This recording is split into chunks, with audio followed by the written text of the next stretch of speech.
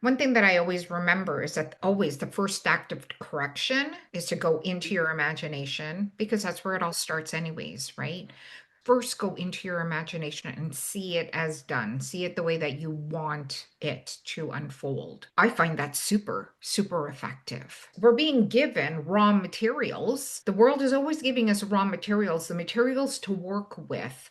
And what do we do with those materials? We have to shape them the way that we want our life to unfold. You are the author, the producer, the director, and the actor.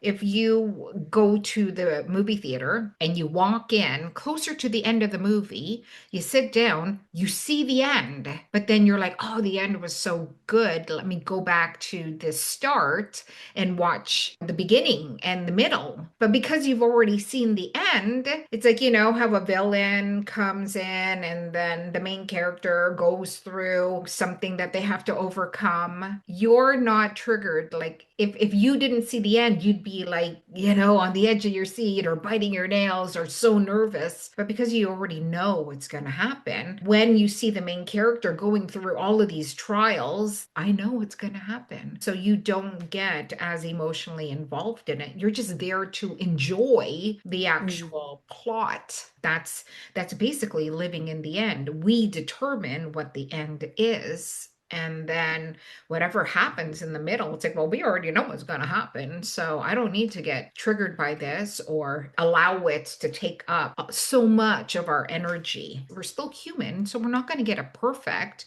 But when we realize we're not getting it perfect, it's always about then returning back to the perfection that we are. Just reminder, oh, yeah, okay, I temporarily forgot who I am, and let me go back to that.